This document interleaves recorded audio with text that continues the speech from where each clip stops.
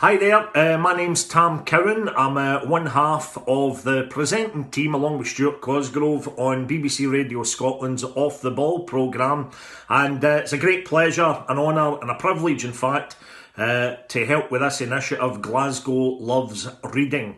There was no doubt about the choice of my book. Almost got a wee tear in my thinking back to the days when I read these.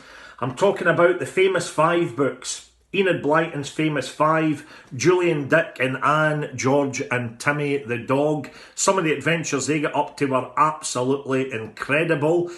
Julian, Dick and Anne were brothers and sister, and George was the cousin. Timmy was George's dog, and they used to go on these amazing adventures on their summer holidays, and I loved these books when I was growing up. I remember I must have been about 10 years old, maybe 11, late 70s, early 80s, and my dad took me to a garden fete in Motherwell, a big garden fete, and I had 50 pence spending money at the garden fete, and rather than spending it on the cakes that were out at the stall, or maybe some nice tablet or some sweeties or some ice cream, I noticed that one of the stalls that was selling books had a load of famous 5 books, and they were selling them for 5 pence each.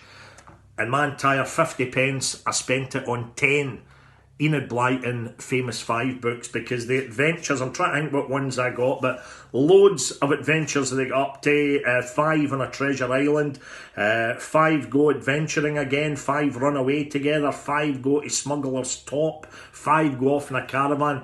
There was loads of them, and I bought 10 of them, second-hand books for my 50p, and I must be honest, I read them all in 1 week. They were absolutely brilliant at bringing on my reading. I raced through them, and I'll never ever forget them to this day. Sadly, I don't have the originals. This is a new copy, but this is one of the more famous ones, 5 on a treasure island, and I'd like to just read a wee bit out to you now that sets up one of their adventures. Here we go, right from the beginning, chapter 1. "Mother, have you heard about our summer holidays yet?" said Julian at the breakfast table. "Can we go to Polseath as usual?" "I'm afraid not," said Mother. "They're quite full up this year." The 3 children at the breakfast table looked at one another in great disappointment. They did so love the house at Polseath. The beach was so lovely there too, and the bathing was fine. "Cheer up," said Daddy. "I dare say you'll find somewhere else just as good for you. And anyway, Mother and I won't be able to go with you this year. Has Mother told you?" So there you go, that's a classic adventure. Mother and Daddy weren't able to go.